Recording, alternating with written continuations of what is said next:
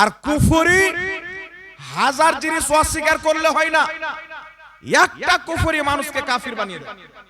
এই মাসলা আপনাকে জানতে হবে, আকীদার বুঝে রাখতে হবে। আপনাকে বলছি শুনেন, একটি দল আছে যেই দলটি আজ থেকে 150 বছর পূর্বে দুনিয়াতে এসেছে কমবেশ, যে দলটির নাম হচ্ছে কাদিয়ানি। এই দলটি জন্ম হয়েছে পাকিস্তানের একটি জায়গাটির নাম হচ্ছে কাদিয়ান। কাদিয়ানি একজন মৌলবি ছিল যার নাম হলো গোলাম আহমদ কাদিয়ানি। প্রচুর লোক তাকে ভালোবাসতে আরম্ভ করলো, মোহাব্বত করতে আরম্ভ করলো অন্ধ ভক্তর মতন। তখন গোলাম আহমদ কাদিয়ানি বলল যে কোরআন হাদিসে যেই নবীর নাম আহমদ বলা হয়েছে ওটা আমি, বলে নাউজুবিল্লাহ। নাউজুবিল্লাহ বলবেন না? গোলাম আহমদ কাদিয়ানি নিজেকে নবী দাবি করলো। এখন যখন সে নিজেকে নবী দাবি করলো, পাকিস্তানের পার্লামেন্টে কেস হলো। যেমন পাকিস্তানের মাটিতে হিন্দু বসবাস করে, খ্রিস্টান বসবাস করে, শিখ বসবাস করে, তেমনি সুপ্রিম কোর্ট থেকে আইন পাস করা হোক, যারা কাদিয়ানি, মির্জা কাদিয়ানিকে মাননেওয়ালা, যে নিজেকে নবী বলে দাবি করেছিল, তার মাননেওয়ালা পাকিস্তানে বাস করবে, কিন্তু নিজেকে মুসলিম বলে দাবি করতে পারবে না, অমুসলিম হিসেবে বাস করবে। কারণ যেই ব্যক্তি নবীর পরে নবী বানিয়ে ফেলবে, ওই ব্যক্তি কোনোদিন মুসলমান থাকতে পারে না। কথা বুঝতে পারছেন কি না বাবা? এখন আপনারা বলেন তো, কাদিয়ানির মাদ্রাসা আছে না নাই? মসজিদ আছে না নাই? আলিম আছে না নাই? 5 ওয়াক্তের নামাজ পড়ে, তারাও বাড়ি বাড়ি গিয়ে বলে এসো নামাজ পড়তে এসো, নামাজ পড়তে এসো, হজ করতে এসো, যাকাত দিতে এসো। যদি নামাজ পড়লি জান্নাতি হওয়ার দলিল হতো, আমার আপনার নবী সাল্লাল্লাহু আলাইহি ওয়াসাল্লাম মালে গনিমত বন্টন করছেন। গনিমতের মাল বলা হয়, কাফির এবং মুসলমানের জিহাদ হলো, কাফির মরে গেল, তাদের যত সামান ছিল ওই সামানগুলিকে বলা হয় মালে গনিমত, যেটা মুসলমানদের জন্য আল্লাহ হালাল করেছেন। ওই মাল আমার আপনার নবী বন্টন করছেন।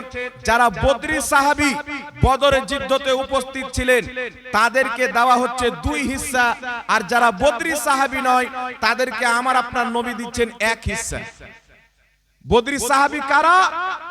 যখন 313 জন সাহাবা ছিলেন, হাজারো কাফিরের মোকাবেলাতে বদরের ময়দানে আল্লাহর নবী সাল্লাল্লাহু আলাইহি ওয়াসাল্লাম 313 জন সাহাবা সৈনিককে নিয়ে যুদ্ধের ময়দানে হাজির করে দোয়া করেছিলেন, আল্লাহ আজ যদি এই 313 জন সাহাবী কামিয়াব না হতে পারে, জয়লাভ না করতে পারে, ফাতহ না হাসিল করতে পারে, এই জমিনের মাটিতে তোমার ইবাদত হবে না।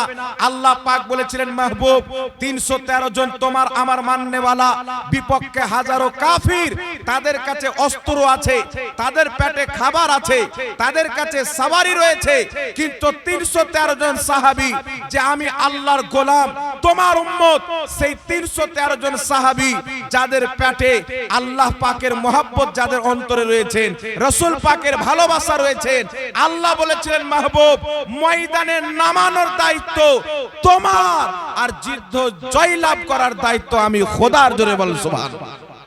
313 জন সাহাবী ময়দানে রাসূল পাক নামিয়ে দিয়েছেন। কাফের টিটকারি মারতে আরম্ভ করলো, তোমরা 313 জন, আমরা হাজারো কাফির, দেখো তোমাদের হাতে সবারই অস্ত্র নাই, আমাদের সকলের হাতে অস্ত্র আছে, জানি না তোমরা কে কদিন থেকে খাওনি, আমাদের সকালে সবারই পেটে 3 টাইমের খাবার রয়েছে। সাহাবায়ে কেরাম বলেছিলেন যে তোমরা তোমাদের শক্তিতে লড়াই করবে, আমরা ইশকে মুস্তাফাতে লড়াই করব, আর পৃথিবীর ইতিহাস হয়ে যাবে যে 313 জন সৈনিক তলোয়ারের বদলাতে নয়, আল্লাহ রাসূলের মহব্বতের বদলে জয়লাভ করেছে। নবী পাক যখন নামিয়ে দিলেন, আল্লাহ তাবারাক ওয়া তাআলা ফেরেশতাকে পাঠালেন। কাকে পাঠালেন? আর জোরে বলেন, কাকে পাঠালেন? আল্লাহ পাক ফেরেশতাকে জমিনে পাঠিয়ে দিলেন। কেন জমিনে পাঠিয়ে দিলেন? সচ্চা পাক্কা নবীকে মহব্বত করনে वाला 313 জন আর হাজারো কাফিরের মোকাবেলায় দাঁড়িয়ে আছেন, যুদ্ধের ময়দানে নেমেছেন। আল্লাহ তাবারাক ওয়া তাআলা ফেরেশতাকে পাঠিয়ে দিলেন। সাহাবায়ে কেরাম দেখতেছেন তলোয়ার চালানোর আগে গর্দান উড়ে চলে যায়। সাহাবা যুদ্ধের পর জিজ্ঞাসা করছেন, ইয়া রাসূলুল্লাহ, আমরা এটা কি দেখলাম? আশ্চর্যজনক ঘটনা। তলোয়ার চালাতে আরম্ভ করছি, করছি, গর্দান কেটে উড়ে যায়। রাসূল পাক বলেছিলেন, সাহাবী তোমরা আল্লাহ আল্লাহ রাসূলের মহব্বতে সচ্চা পাক্কা দিলে জিদ্দর ময়দানে আল্লাহ আল্লাহ রাসূলের জন্য নেমেছিলে, আল্লাহ ফেরেশতাকে দিয়ে তোমাদের সাহায্য করেছিল, হাত তোমাদের উঠতো, গর্দান আল্লাহর ফেরেশতারা কেড়ে দিত। জোরে বল সুবহানাল্লাহ। আর একটু জোরে হবে না সুবহানাল্লাহ? তো 313 জন সাহাবী বদরের যুদ্ধতে কেন নামলেন? 313 জনকে জয়লাভ আল্লাহ কেন করালেন? তিনারা সচ্চা পাক্কা আশিকে রাসূল ছিলেন। ইশক কাকে বলে? ভালোবাসা, মহব্বত যখন নিজের আখরি মঞ্জিলকে পার করে দেয়, শেষ সীমাকে পার করে চলে যায়, তখন ওই ভালোবাসার নাম হয়ে যায়, মহব্বতের নাম হয়ে যায় ইশক। ইশক ইশক মানে আমরা বেপনাহ নবী পাক সাল্লাল্লাহু আলাইহি ওয়াসাল্লামকে ভালোবাসি প্রচুর, যার কোনো সীমা নাই। একটু জোরে হবে না সুবহানাল্লাহ? তো 313 জন কিভাবে ভালোবাসতেন? আজকে কোটি কোটি মুসলমান আমাদের এই অবস্থা রয়েছেন, আমরা তো নিজেকে আশিকে রাসূল বলি, কিন্তু 313 জন কেমন আশিকে রাসূল ছিলেন, যাদের সহযোগিতার জন্য আল্লাহ আসমান থেকে ফেরেশতা পাঠিয়ে দিয়েছিলেন। এই আশিকে রাসূলদের মাদাদ সাহায্য আল্লাহ এই জন্য করেছিলেন, তিনারা নবীকে মুহাব্বত করেছিলেন নামাজের মাধ্যমে, রোজার মাধ্যমে, হজ যাকাতের মাধ্যমে। হারাম থেকে তিনারা বেঁচে হালাল পথে চলে নবী মুস্তাফার প্রত্যেকটা সুন্নাতে আমল করার পর তিনারা নিজেকে ইশকে আশিকে রাসূল বলেছিলেন। জোরে বল সুবহানাল্লাহ। কিন্তু আমরা আশিকে রাসূল বলি কিন্তু নামাজ পড়ি না, আছে না নাই বাবা? আশিকে রাসূল বলি, রোজার টাইমে রাস্তায় দেখিতে চায়ের দোকানে তিরপাল টেঙে বিড়ি খায়। একটা লোক এসে বলছেন, হুজুর রোজা যদি আমাকে বলেন 3 দিন না খেয়ে থাকতে থেকে যাবো, কিন্তু যদি বিড়ি না খাই তাহলে থাকা যাবে না। তো এইরকম তো আশিকে রাসূলের অবস্থা। কিন্তু বিরাদর ইসলাম, যেটা আপনাকে বুঝাতে চাইলাম, ওই 313 জন সাহাবী ওই অবস্থায় আল্লাহ পাকের দ্বীনের জন্য জিহাদ করেছিলেন। তাই নবী মুস্তাফা মালে গনিমত বন্টন করছেন, ওই বদরি সাহাবীকে 2 হিস্সা দিচ্ছেন, আর যিনারা বদরি সাহাবী নাই তিনাদেরকে 1 হিস্সা দিচ্ছেন। তো হঠাৎ করে একজন ব্যক্তি বলছেন, ইয়া রাসূলুল্লাহ ইত্তাকিল্লাহ, হে আল্লাহর রাসূল আপনি আল্লাহকে ভয় করেন। সে কিন্তু আল্লাহর রাসূল বলেছিলেন, মুহাম্মদ ইবনে আব্দুল্লাহ বলেননি, তিনিও কিন্তু আল্লাহর রাসূল বলেছিলেন, ইয়া রাসূলুল্লাহ বলেছিলেন। অর্থাৎ তিনিও বলতেন যে আমি আপনাকে আল্লাহর রাসূল মানি। একটু জোরে হবে না সুবহানাল্লাহ? ইয়া রাসূলুল্লাহ ইত্তাকিল্লাহ, হে আল্লাহর রাসূল আল্লাহকে ভয় করেন, ইনসাফ করেন। এই কথা যখন বললেন, নবীর চেহারা লাল হয়ে গেলেন। আল্লাহর নবী বললেন, বেয়াকুফ পাগল, আমি যদি ইনসাফ না করি তো পৃথিবীতে ইনসাফ কে করবে? এই দুনিয়া থেকে যখন ইনসাফ উঠে যাচ্ছিল, সৃষ্টি করেছেন আল্লাহ, আর পূজা করত পাথরের, তৈরি করেছেন আল্লাহ, পূজা করত চন্দ্রর, তৈরি করেছেন আল্লাহ, পূজা করত সূর্যর। আরে নবী মুস্তাফা এসে ইনসাফ শিখিয়েছেন, যে তোমাকে বানিয়েছে, সৃষ্টি করেছেন, ওই খোদার ইবাদত করে, এটা সবচাইতে বড় ইনসাফ, সবচাইতে বড় ইনসাফ। বান্দা যদি আল্লাহকে বাদ দিয়ে কোন পাথরের ইবাদত করে, কোন মূর্তির ইবাদত করে, সেই ব্যক্তি সবচাইতে বড় না ইনসাফ। আর ইনসাফ সবচাইতে বড় এটা হলো যে আমাকে বানিয়েছেন, আমি তারই ইবাদত করব। আমাদের সকলকে কয়জন বানিয়েছেন বাবা? একজন না দুইজন? জোরে বলেন। এক আল্লাহ আমাদেরকে বানিয়েছেন। মুনাফিক বলছেন, ইয়া রাসূলুল্লাহ ঈদিন ইনসাফ করেন, ইত্তাকিল্লাহ আল্লাহকে ভয় করেন। নবী পাকের চেহারা লাল। হযরত ওমর ফারুক বলছেন, হুজুর আপনি একবার অনুমতি দেন, গর্দন মেরে দেব। হযরত ওমর ফারুক নবী মুস্তাফার চুল পরিমাণে বেয়াদবি সহ্য করতেন না, উনি সচ্চা আশিকে রাসূল।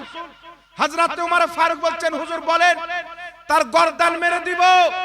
কারণ যেই ব্যক্তি দুনিয়াতে আল্লাহর পাঠানো রাসূলকে মানে না, আল্লাহর তৈরি করা দুনিয়াতে তার থাকার অধিকার নাই। জোরে বলেন সুবহানাল্লাহ। রাসূল পাক বলছেন, ওমর মারতে হবে না। ওই ব্যক্তি পিঠ ঘুরিয়ে রাসূল পাকের সামনে দিয়ে চলতে আরম্ভ করলো। আমার আপনার নবী সাল্লাল্লাহু আলাইহি ওয়াসাল্লাম বললেন, উমারকে দেখে নাও, এর নাসল কিয়ামত পর্যন্ত থাকবে। নামাজ এত পড়বে, তার নামাজের সামনে তুমি নিজের নামাজকে হালকা মনে করবে। রোজা এত রাখবে, তার রোজার সামনে তুমি নিজের রোজাকে হালকা মনে করবে। কোরআন খুব তেলাওয়াত করবে, কিন্তু তাদের হলক থেকে কোরআন নিচে নামবে না। তারা দ্বীন থেকে, ইসলাম থেকে এমন ভাবে বেরিয়ে যাবে যেমন তীর কামান থেকে বেরিয়ে যায়, আর তারা দ্বীনে ফিরে আসবে না। সে কি নামাজ পড়তো না? মুহাদ্দিসরে কেরাম বলেছেন ওই মুনাফিক নামাজ কত রাকাত পড়তো? এক রাত্রে কোন দিন 300 রাকাত পর্যন্ত নফলি ইবাদত করতো। কত রাকাত? জোরে বলেন। শত রাকাত নফলি ইবাদত করতো। তার পাগুলো শুরু হয়ে গেছিল সারা রাত্রি দাঁড়িয়ে কিয়াম করার কারণে, ইবাদত করার কারণে। এত বড় নামাজি, তার কপালে ঘাটা ছিল, লম্বা লম্বা দাড়ি, পায়জামাকে অনেক উঠিয়ে পড়েছিল। এই রকম একজন ব্যক্তিকে রাসূল পাক বলছেন নামাজ এমন পড়বে তোমার নামাজকে তুমি হাকির হালকা মনে করবে। তো যার নামাজের সামনে হযরতে উমরে ফারুকের নামাজ হালকা, যার রোজার সামনে হযরতে উমরে ফারুকের রোজাকে হালকা, তাহলে কি বুঝা গেল? ঈমানদার হকপন্থী জান্নাতি দল রোজা দেখে বিচার করা যাবে না, নামাজ দেখে বিচার করা যাবে না, হজ যাকাত দেখে বিচার করা যাবে না। জান্নাতি দল যদি বিচার করা যায়, জান্নাতি দলের যদি পহচান করা যায়, ইশকে মুস্তাফা আদবে মুস্তাফার কারণে করা যাবে। যার অন্তরে রাসূল পাকের মহব্বত আদব ও তাজিম থাকবে, ওই দলটি হবে জান্নাতি। জোরে বল সুবহানাল্লাহ। রাসূল পাকের আদবে চিন্তা হবে বাবা। 73 ফিরকা কেন হচ্ছে? একটাই কারণ, দেখবেন অনেক ফিরকার লোক আছে তাদের মধ্যে রাসূল পাকের মহব্বত পাওয়া যায় না। নবীর তরিকায় নামাজ পড়ো, নবীর তরিকায় নামাজ পড়ো, নবীর সুন্নাত মেনে চলো বলে, জাহির দেখতে মনে হয় পাক্কা সচ্চা মুসলমান, কিন্তু ওই দলের বক্তব্য যখন শুনবেন, কোন সময় নবীর মা বাপকে জাহান্নামী বলবে, কোন সময়তে রাসূল পাককে মরা মানুষ বলবে, কখনো রাসূল পাকের মুখ দিয়ে দুর্গন্ধ বের হচ্ছে বলবে। এই যে রাসূল পাকের বেয়াদবি, যার অন্তরে রাসূল পাকের মহব্বত নাই, আদব নাই, যতই নামাজ পড়ুক ওই ব্যক্তি মুসলমান নয়। সুবহানাল্লাহ। আর একটু জোরে হবে না সুবহানাল্লাহ? আর একটু হাত উঠিয়ে বলেন তো ইয়া রাসূলুল্লাহ। এই জন্য বিরাদর ইসলাম আপনি কি করে চিনবেন 72টি ফিরকা জাহান্নামী কেন হবে? এখন তো কথা, এখন ফতোয়া উল্টো দিকে হাওয়া যেমন চলে না বলে না, ওরকম উল্টো দিকে ফতোয়া চলছে। সুন্নাতি ব্যক্তিকে বলা হচ্ছে বিদাতি, হচ্ছে কি হয় না বাবা? কিন্তু আলহামদুলিল্লাহ আমরা রাসূল পাককে মহব্বত করি, আমরা নবীর মহব্বতে কিছু জিনিস করি, তাই আমাদেরকে বলা হয় বিদাতি। কি জিনিস করি? রাসূল পাকের মহব্বতে মাঝে মাঝে দাঁড়িয়ে সালাম পড়ি, রাসূল পাক সাল্লাল্লাহু আলাইহি সাল্লামের মহব্বতে নবী পাকের জন্মদিন পালন করি। এই কিছু জিনিস নবীর মহব্বতে বিরুদ্ধে আঙুল চুমুন দিয়ে চোখে লাগায়, নবীর নামকে চুমুন দিই। এই কিছু মহব্বত করার জন্য কিছু লোক দলিল দেয়। কি দলিল দেয়? এইগুলো যে তোমরা করে নবীকে সম্মান করছো, এইগুলো কি নবী করতে বলেছেন? ইসলাম চলবে নবীকে দিয়ে।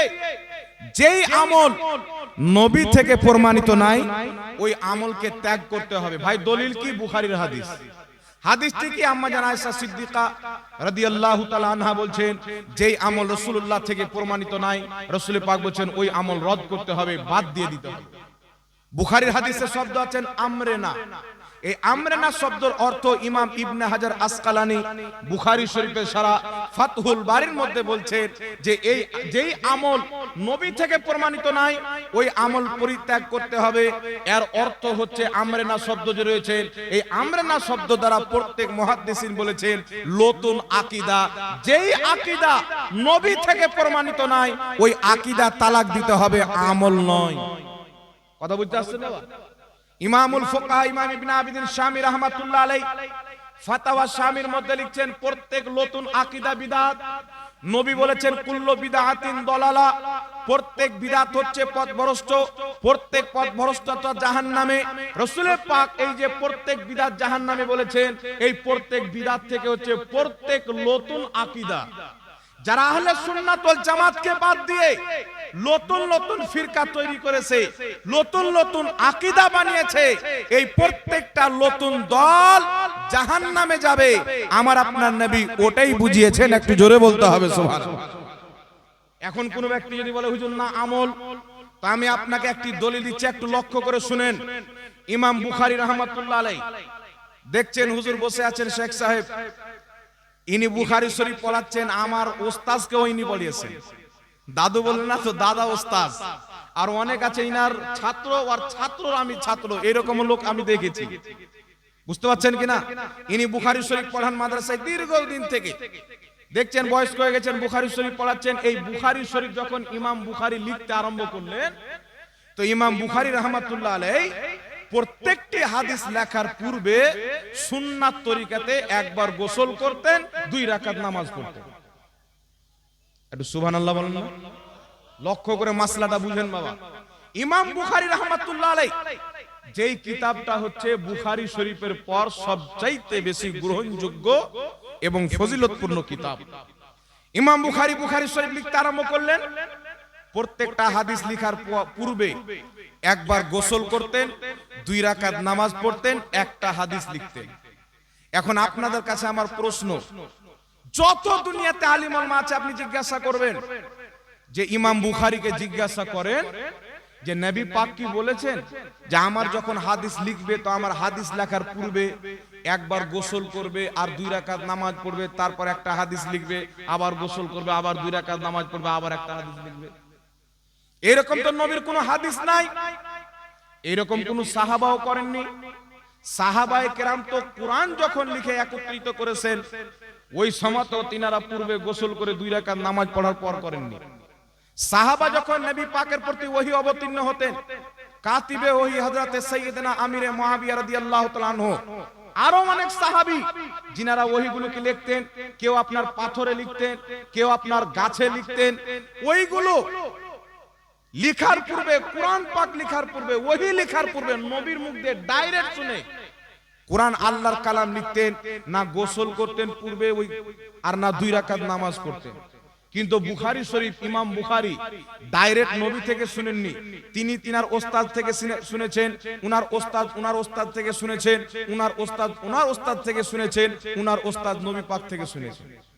কয়েকটি আপনার সিঁড়ি চলে যাওয়ার পর ইমাম বুখারী নবী পাকের হাদিস শুনছেন, লিখতে বসছেন, তো একবার গোসল করছেন, 2 রাকাত নামাজ পড়ছেন।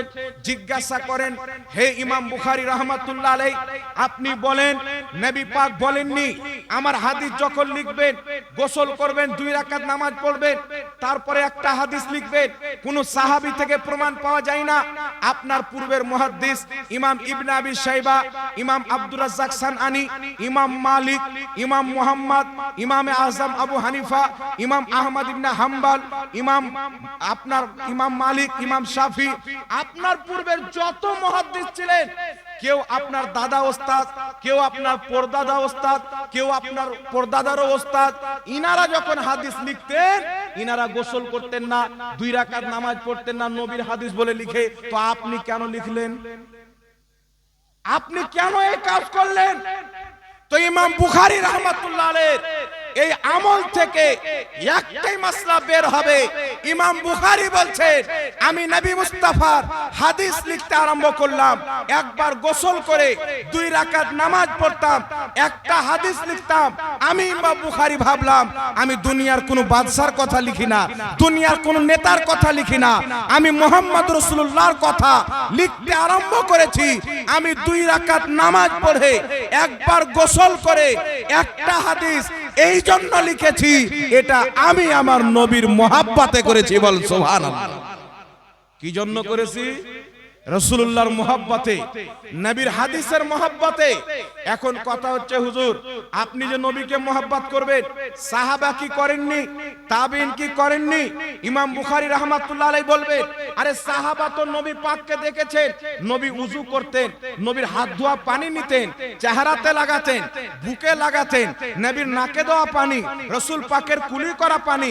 সাহাবায়ে কেরাম তো আরো অন্তর থেকে এত নবীকে মুহাব্বত করতেন, নবীর নাক পরিষ্কার করা পানি পর্যন্ত জমিনে ফেলতে দিতেন না। নবীর থুতু মুবারক হাতে নিয়ে চেহারাতে লাগাতেন, কলিজাতে লাগাতেন। আমি ইমাম বুখারী নবীকে দেখিনি, নবী মুস্তাফার হাদিসের সম্মান করে প্রমাণ করে দিয়েছি।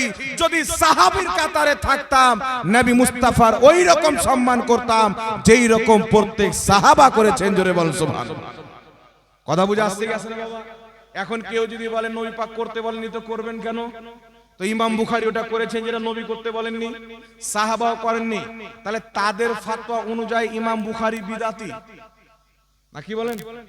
তাদের কথা অনুযায়ী ইমাম বুখারী হচ্ছেন বিদআতি, তাহলে তিনাদের কর্তব্য হলো বুখারী শরীফ পড়া বন্ধ করতে হবে না? কি বলেন বাবা? জোরে বলেন। তিনাদের কর্তব্য হলো বুখারী পড়া বন্ধ করতে হবে। আর না হলে মানতে হবে নবীর মহব্বতে কেউ যদি এমন কাজ করে পূর্বে হয়নি, কাজটি এমন যেই কাজে সুন্নাত মিটে না, কোরআনের বিরোধে হয় না, ইজমা ও কিয়াসের বিরুদ্ধে যায় না, শরীয়তের ক্ষতি হয় না, বরং উপকার হয়, কাজটি যদি ভালো থাকে, পূর্বে না হয়ে থাকে, মুসলমান নবীর মহব্বতে করে, আল্লাহ সেই মহব্বতে তাদেরকে সওয়াব দান করবে। জোরে বলতে হবে সুবহানাল্লাহ।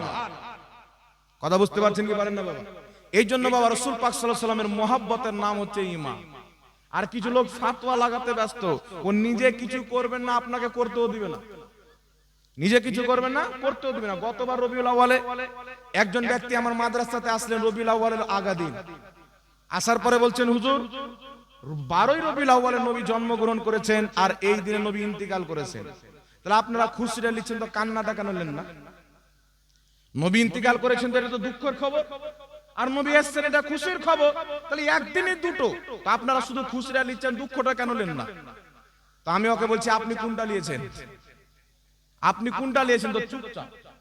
আমি বলছি যে আমরা তো জন্মেরটা নিয়েছি, খুশিটা নিয়েছি, তা আপনারা কমপক্ষে কান্নাটা তো নেন না, কি বলেন বাবা?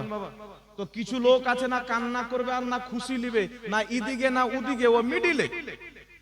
নবী পাকের জামানে কিছু লোক ছিল, ও না খুললাম খুল্লা কাফিরের দিকে, না খুললাম খুল্লা নবী পাকের দিকে, গুপি চুপি লোক, ওদের নাম আল্লাহ দিয়েছেন মুনাফিক। ওদের নাম আল্লাহ কি দিয়েছেন?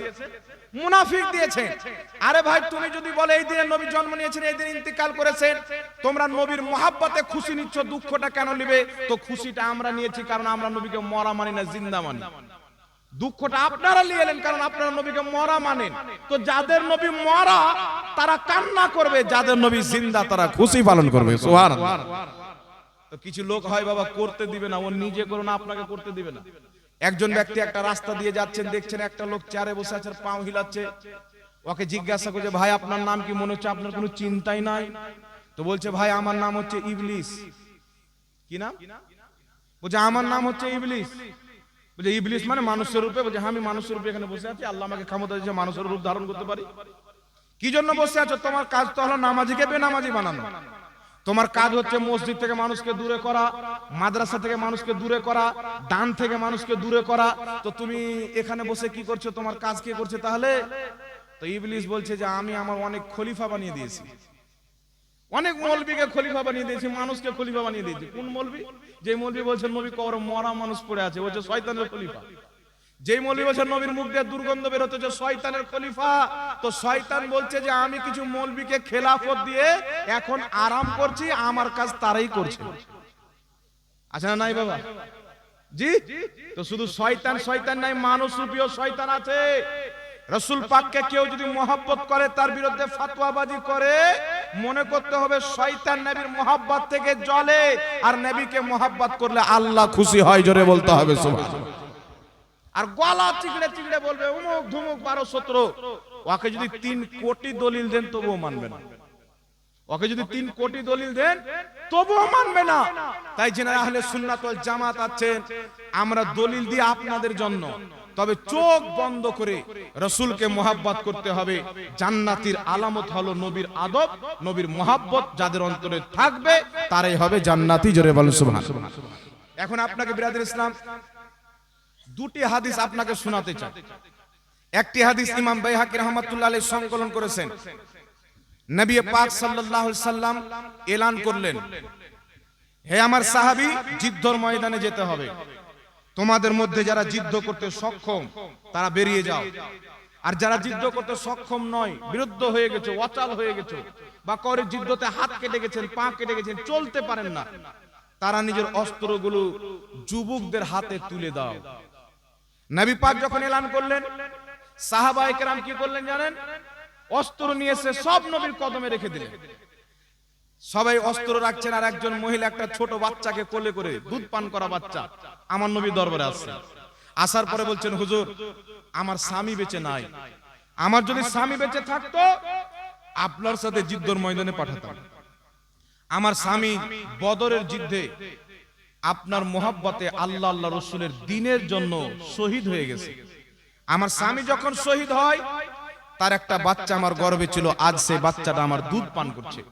ইয়া রাসূলুল্লাহ, আমার স্বামী নাই, বড় ভাই নাই, আমার পিতা নাই, আমার বাড়িতে কোনো যুবক নাই যে আপনার সাথে যুদ্ধের ময়দানে পাঠাবো। এই দুধ পান করা বাচ্চা আমার কাছে রয়েছেন, ইয়া রাসূলুল্লাহ, আমি চাই যে আমার এই দুধ পান করা বাচ্চাটাকে আপনি আপনার সঙ্গে করে যুদ্ধের ময়দানে নিয়ে যান।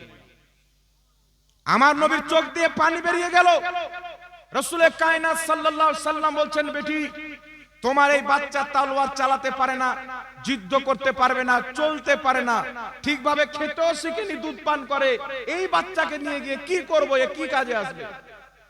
মহিলাটি বলছেন, কান্না করছেন, ইয়া রাসূলুল্লাহ, ইয়া হাবিবাল্লাহ, জানি আমার বাচ্চার ওই শক্তি নাই যে হাতে তলোয়ার তুলবে, জানি আমার বাচ্চার ওই শক্তি এখন পর্যন্ত হয়নি যে সে তলোয়ার নিয়ে যুদ্ধ করবে। তবে ইয়া রাসূলুল্লাহ, আপনার মহব্বতে যুদ্ধের ময়দানে গিয়ে অনেকের সন্তান শহীদ হবে, অনেকের স্বামী শহীদ হবে, আর কাল কিয়ামতের ময়দানে এই যুদ্ধের ব্যাপারে যখন আলোচনা হবে তখন আমার পক্ষ থেকে কেউ শহীদ থাকবে না, আমি মাহরুম হয়ে যাব। না ইয়া রাসূলুল্লাহ, আমার এই বাচ্চা তলোয়ার চালাতে পারে না, যুদ্ধ করতে পারবে না, লড়াই করতে পারবে না, তবে আল্লাহ তাবারাক ওয়া তাআলার দয়া, আমার বাচ্চার মধ্যে আল্লাহ এমন একটি গুণ রেখেছে যেই গুণটি যুদ্ধের ময়দানে কাজে দিবে।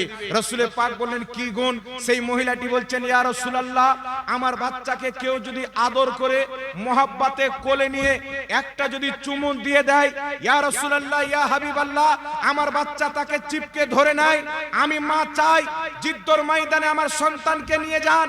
যখন আমার সন্তান আপনার কোলে থাকবে আর যুদ্ধের ময়দানে মুশরিক কাফিরেরা আপনার সামনে তীরের নিশানা করে মারবে, আপনার দিকে তীর ছাড়বে, ইয়া রাসূলুল্লাহ, আপনি আমার সন্তানকে একটা চুমুন দিবেন, আমার সন্তান আপনাকে চিপকে ধরে নিবে আর দুশমনদের তীর আপনার দেহে লাগতে দিবে না, আমার সন্তান নিজের দেহে তীরকে নিয়ে আপনার হিফাজত করবে। বল সুবহানাল্লাহ।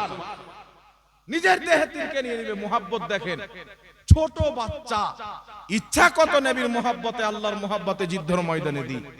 এটা হচ্ছে বাবা নবীর মুহাব্বত। কার মুহাব্বত জোরে বলেন? এটা নবীর মুহাব্বত, এটা রাসূলের মুহাব্বত। আল্লাহ কুরআন পাকে বলেছেন, হে ঈমানদার, যদি তোমার জন্মদাতা বাপ, যদি তোমার আপন ভাই ঈমান আনার পরে আল্লাহ আল্লাহ রাসূলের বিরোধিতাকে পছন্দ করে, কুফরিকে পছন্দ করে, আল্লাহ পাক বলেছেন, লা তাত্তাখিযু, তার সাথে তোমাদের কোনো সম্পর্ক নাই। কারণ মাকে মহব্বত করতে হবে, বাপকে মহব্বত করতে হবে, সারা পৃথিবীর মহব্বত পরে, মুহাম্মদ রাসূলুল্লাহর মহব্বত সবারই আগে। সুবহানাল্লাহ। তাই রাসূল পাক বলছেন, বুখারী মুসলিমের হাদিস, রাসূল কায়নাত বলছেন, লা ইউমিনু আহাদুকুম হাত্তা আকুনা আহাব্বা ইলাইহি মিন ওয়ালিদিহি ওয়া ওয়ালাদিহি ওয়ান নাসি আজমাইন। আল্লাহর নবী বলছেন, অতক্ষণ পর্যন্ত কোন ব্যক্তি ঈমানদার কামিল মুসলমান হতে পারে না যতক্ষণ পর্যন্ত নিজের বাবা চাইতে বেশি, নিজের মা চাইতে বেশি, নিজের আত্মীয় স্বজন চাইতে বেশি, ওয়ান নাসি আজমাইন, এক কথা আল্লাহর পর সবার চাইতে বেশি যে রাসূল পাককে না মুহাব্বত করবে, কামিল মুসলমান হবে না। জোরে বল সুবহানাল্লাহ। কথা বুঝতে পারছেন কি পারেন না বাবা? একটা হাদিস আর শোনাবো বলেছিলাম, যেটা ইমাম বাইহাকী সংকলন করেছেন। হযরতে আবু উবাইদা রাদিয়াল্লাহু তাআলা আনহু যুদ্ধের ময়দানে গেছেন, কাফির মুশরিকদের লড়াই হচ্ছে, জিহাদ আর মুসলমানদের, আর তিনার বাপ জাররা তিনিও গেছেন। আবু উবাইদা সাহাবী, তিনার বাপ হচ্ছেন কাফির। উনার বাপ জাররা কাফিরের পক্ষে এসেছে, নবীর বিপক্ষে, আর আবু উবাইদা কাফিরের বিপক্ষে, নবীর পক্ষে গিয়েছে। লড়াই চলতে আছে, লড়াই চলতে আছে। জাররা অনেক শক্তিশালী পাহলমান ব্যক্তি ছিল, যাকে পাহলমান বলা হয়। 10 জন 20 জন তার সাথে লড়াই করে পারত না, একা 10-20 জনকে কামিয়ে মানে হারিয়ে দিত। যুদ্ধের ময়দানে গিয়েছেন হযরত আবু উবাইদা, লড়াই করছেন, তিনার বাপ জাররা লড়াই করছেন, উনি কাফিরের পক্ষ থেকে, ইনি মুসলমানের পক্ষ থেকে। লড়াই যখন চালু, হযরতে আবু উবাইদা লড়াই করতে করতে চেয়ে দেখছেন তিনার বাপ জাররা অনেক সাহাবাকে শহীদ করে দিচ্ছে। হযরতে আবু উবাইদা দৌড় দিয়ে নবীর দরবারে, ইয়া রাসূলুল্লাহ, আমার বাপ অনেক বড় পাহলমান, আমার বাপের কেউ মোকাবিলা করতে পারবে না, আপনি আমাকে অনুমতি দেন, আমি আমার বাপের মোকাবিলাতে যাব, কারণ আমি তলোয়ার চালাতে শিখেছি, আমার বাবার কাজ। যুদ্ধ করতে শিখেছি আমার বাবার কাজ। আমার বাপ কিভাবে তলোয়ার চালায়, কিভাবে যুদ্ধ করে, কিভাবে অস্ত্র চালায়, আমার সব জানা আছে। তার মোকাবিলা যদি করতে পারি আমি আবু ওবাইদা করতে পারবো। হুজুর আপনি আমাকে অনুমতি দেন। আমার আপনার নবী বললেন না, তুমি তোমার বাপের সামনে যেও না। কারণ যদি তুমি তোমার বাপের সামনে চলে যাও তাহলে কালকে মুনাফিকরা বলবে কি মুহাম্মদ সাল্লাল্লাহু আলাইহি সাল্লাম এমন একটি দিন নিয়ে এসে বাপ বেটাতে লড়াই করায়, বাপ বেটাতে মারামারি করায়, ইসলামকে বদনাম করবে, গুজব ছড়াবে, মুস্তাফার ধর্ম বাপ বেটাতে মারামারি করায়। তাই আমার আপনার নবী নিষেধ করে দিলেন। হযরতে আবু ওবাইদা এসে লড়াই করছেন। আবার কিছুক্ষণ পর চেয়ে দেখছেন তিনার বাপ জাররা বড় বড় সাহাবীকে শহীদ করে দিচ্ছেন। হযরতে আবু ওবাইদা সহ্য না করতে পেরে ঝাঁপিয়ে বাপের সামনে চলে গেছেন। বাপের সামনে লড়াই করতে করতে এমন একটি তীরের নিশানা বানিয়েছেন, তিনার বাপের গর্দান কেটে জমিনে ফেলে দিয়েছেন। আপন বাপকে হত্যা করলেন, জাররা মরে গেল। হযরতে আবু ওবাইদা নিজের হাঁটুকে জমিনে ফেলে চিৎকার মেরে কান্না করছেন। সাহাবী এসে বলছেন আবু ওবাইদা, রাসূলে কায়নাত সাল্লাল্লাহু আলাইহি ওয়াসাল্লাম, রাসূলে কায়নাত সাল্লাল্লাহু আলাইহি ওয়াসাল্লামের সাহাবী বলছেন আবু ওবাইদা বাপকে হত্যা করেছো তাই কান্না করছো। হযরতে আবু ওবাইদা বলছেন না না, আমার নবী নিষেধ করেছিলেন, আমি সহ্য না করতে পেরে বাপের সামনে গিয়েছি। আমি যদি না যেতাম আমার বাপ সাহাবীদেরকে শহীদ করে দিত, তাই আমি বাপের মোকাবিলাতে গিয়েছি। বাপকে মেরেছি তাই কান্না করতেছি না, নবী পাকের কথা রাখতে পারেনি, আমি এই জন্য কান্না করেছি যে রাসূল যদি নারাজ হয়ে যায় আল্লাহ পাকও নারাজ হয়ে যায়। বাবার লাশ সামনে পড়ে আছেন, বাপের জন্য কান্না নয়।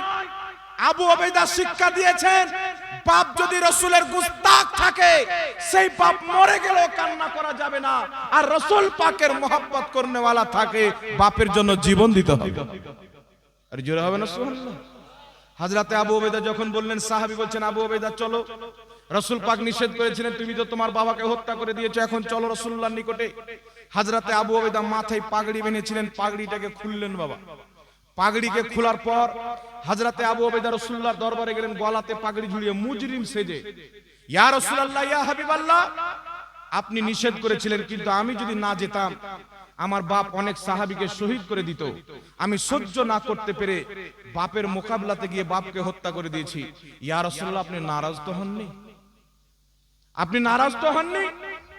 সাহাবা জানেন জমিনের মাটিতে মুহাম্মদ রাসূলুল্লাহ এমন একটি হাস্তি, ইনি যদি নারাজ হয় আল্লাহ নারাজ, আর ইনি যদি রাজি হয়ে যায় আল্লাহ রাজি। একজন পাপীর উপরে যদি মুহাম্মদ রাসূলুল্লাহ রাজি হয়ে যায় আল্লাহ তাবারাক ওয়া তাআলাও রাজি হয়ে যাবে। জোরে বলেন না সুবহানাল্লাহ। এই রাসূলকে রাজি করার জন্য আল্লাহ পাক কত কিছু করেছেন। মহান রব্বুল আলামিনের নবী আকসার দিকে মুখ করে নামাজ পড়ছেন, রাসূল পাক আসমানের দিকে তাকাচ্ছেন, আবার জমিনে চেহারা করছেন। আল্লাহ বলছেন জিবরিল যাও, কাদ নারা তাকাল্লুবা ওয়াজহিকা ফিস সামাই ফালানুওয়াল্লিয়ান্নাকা কিবলাতান তারদাহা। আল্লাহ পাক ওহী নাযিল করলেন, আয়াত দিয়ে জিবরিল আমিনকে পাঠালেন, মাহবুব বারবার তোমার আকাশে তাকানো আমি আল্লাহ জানি, তুমি চাচ্ছ মসজিদে আকসা কিবলা পরিবর্তন করে যেন কাবাকে কিবলা করে দেওয়া হয়।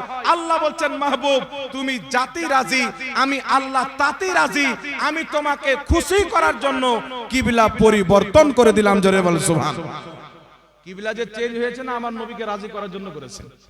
তারপরেও আল্লাহ বলছেন ওয়ালা সাউফা ইউতিকা রাব্বুকা ফাতারদা, হে নবী আমি আপনাকে এত দিব আপনি রাজি হয়ে যাবেন। একটু সুবহানাল্লাহ হবে না?